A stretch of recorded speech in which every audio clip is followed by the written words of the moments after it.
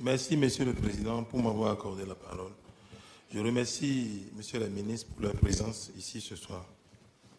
Dans la foulée de notre aîné, l'honorable Daké Sossou, je voudrais partager avec vous un cas affligeant qui s'est récemment produit au CNHU. En effet, la jeune Rachel Amenoudi, âgée de 22 ans, travaillant dans une structure de l'APBF à Calavi, et le jeune Geoffroy Akakou, âgé de 26 ans, et professeur de SPCT au CGV de Corps, ont été victimes chez eux d'un incendie le soir de vendredi 2 juin 2023.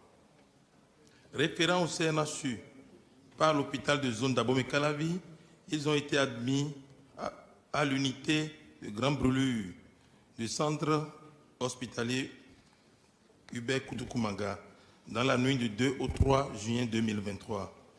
Pendant 5 jours, c'est-à-dire du samedi 3 au mercredi 7 juin 2023, ces deux jeunes brûlés à des degrés variant de 1 à 2 n'ont pas pu être auscultés par un médecin en vue d'une prise en charge convenable. Tous les soins étant prescrits par un administré, c'est-à-dire un infirmier de l'UGB. C'est seulement à la suite de plusieurs interventions extérieures dénonçant la situation que le jeudi 8 juin 2023 à 8 h, qu'un médecin stagiaire s'est rendu au chevet de ces victimes. À la fin de son diagnostic, il déclare que les pronostics vitaux de Rachel et de Geoffroy sont sérieusement engagés. Il ajoute que les victimes doivent être transférées en urgence en réanimation pour une prise en charge appropriée. Dans la foulée, les analyses ont été encore demandées aux parents qui les ont diligemment satisfaites. Cependant, de 8 h à 11 h de ce jeudi 8 juin 2023, les enfants ont été transférés à la réanimation, n'ont pas été transférés à la réanimation telle que suggérée par le médecin. Très préoccupés par la situation, les parents des victimes ont cherché à comprendre ce qui se passait.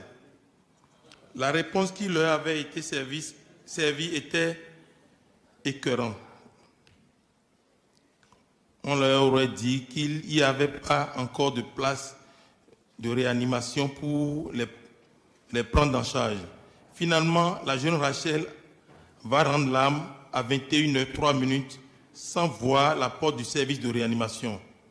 Face à ce drame, les parents n'ont pas su contenir leur frustration. Vers 21 h 30, les agents de santé sont venus prendre le jeune Geoffroy et une patiente pour les conduire en réanimation. C'est déjà trop tard puisque le lendemain à 11 h, Geoffroy allait également rendre l'âme. Voilà, Monsieur le Ministre, les situations qui se passent au CNHU et qui nous interpellent tous en tant que Béninois. Suite à ça, je vous adresse quelques questions. Quelle est la situation des services de réanimation au CNHU?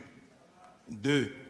Face à la migration des professions de santé, quelles sont les mesures envisagées par le gouvernement en vue d'attirer et de retenir au Bénin les professionnels de santé qualifiés?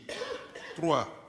Quels sont les programmes de formation continue et de développement des compétences offerts aux personnels médicaux au CNHU? 4.